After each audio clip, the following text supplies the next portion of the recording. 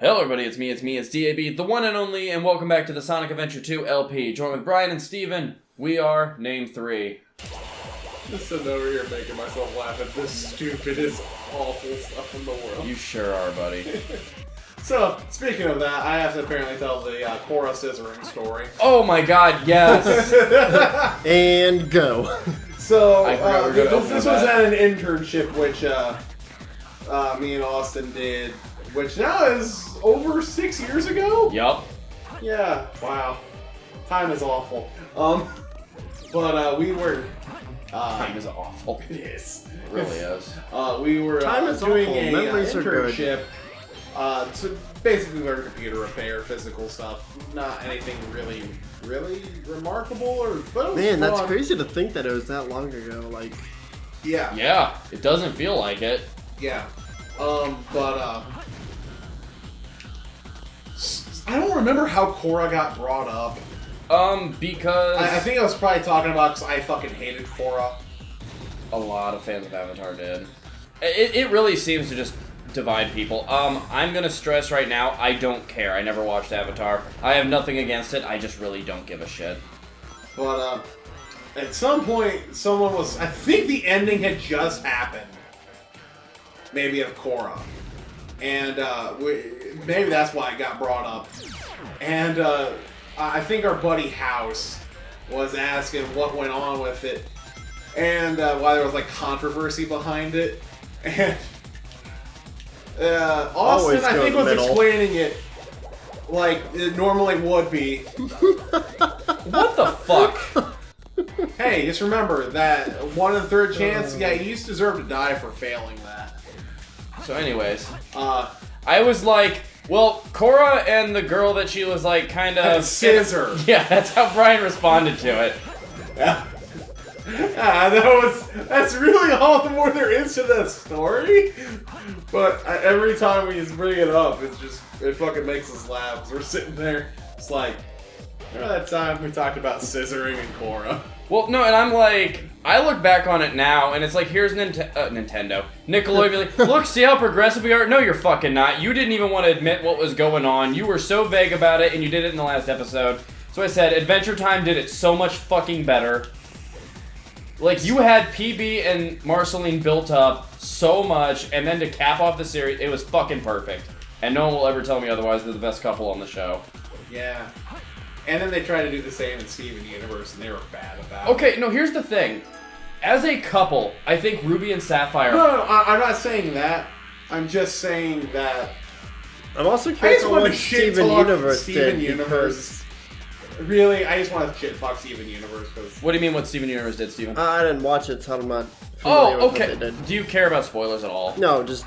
Okay, so do you know how the fusion mechanic works in Steven Universe? Nope. Okay, so most of the characters who are not Steven, that are main characters, are an alien race called gems. They're basically living gemstones that their bodies are solid light constructs. Okay. And they can fuse together. One of the main characters, it turns out through the entire first season, like, she's been a fusion this whole time.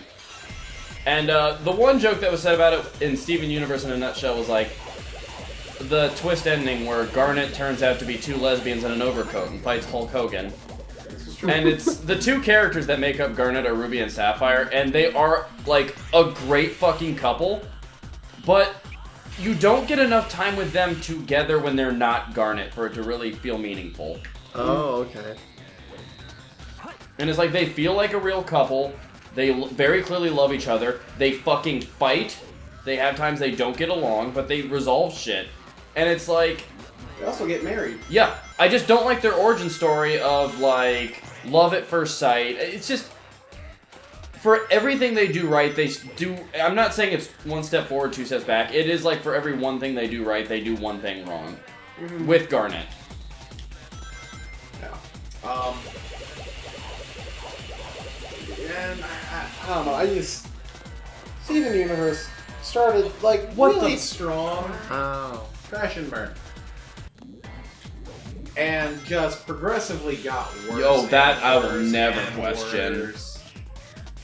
No, I don't even think it started strong. I think it started, like... It pulled a reverse Adventure Time. Where, like, I always say Adventure Time got... Jesus Christ, Shadow. Adventure Time got me by just being goofy off-the-wall humor like that first season of Steven Universe did. Mm-hmm. And then it got, like, really deep lore and just progressively gives me deeper stories and shit. And Steven Universe tried to do that, and then they just don't after a while. Yeah. Because we wanted this show to really be about Sadie and Lars. Well, I mean...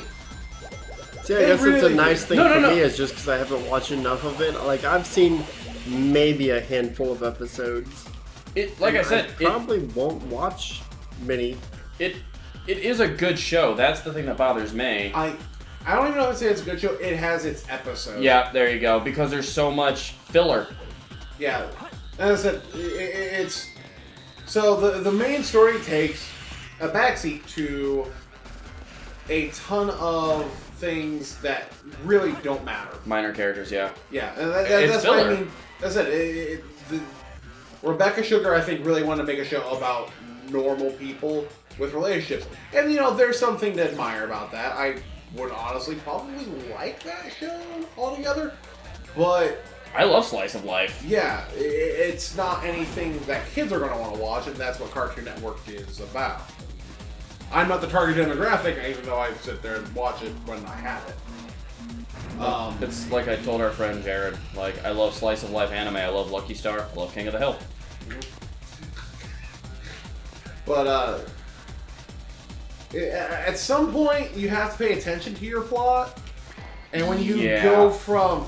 Yeah, the universe has a giant collective of ultra-strong, aliens coming to just basically wipe us off the planet.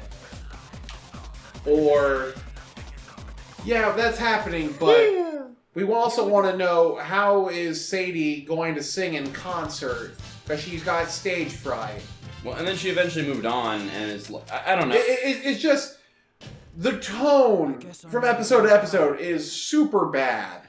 Okay, now you remember I said, like, Bubblegum and Marceline is the best couple in Adventure Time?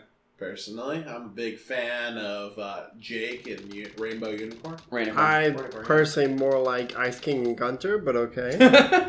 Gunter's a little shit. Fuck that thing. Hunson Avadir said he was the most evil creature you'd ever come across. First off, Gunter is a she. And No, Gunter's a boy. Yeah. Nope, it's confirmed. Dad's a boy, yeah, you're right. Yeah, thank you. But anyway, the episode The Answer, which is to this day still one of my favorite, or no, What's Missing, is still one of my favorite episodes of Adventure Time, and it's like this meaningful musical episode between all the characters. And Finn fessing up that, like, he was keeping a lock of Bubblegum's hair and he's very embarrassed about it. And it's supposed to be, like, cute and endearing, but knowing how the show ends up, he's third-wheeling so hard with all this sexual tension between Bubblegum and Marceline, and it's hilarious. Mm-hmm. Especially when the whole thing was Finn's too young. And it's Bubblegum, except for when she was a kid for... what a stupid level. A week or two. Yeah. Oh, and I was looking at Sonic. Whoa! None of that. No. Okay, so this one's gonna be a little shorter, but because the credits, I don't know. I'm just gonna let this one be where it is, and we're gonna call it for this one. So thanks for watching, everybody. Until next time.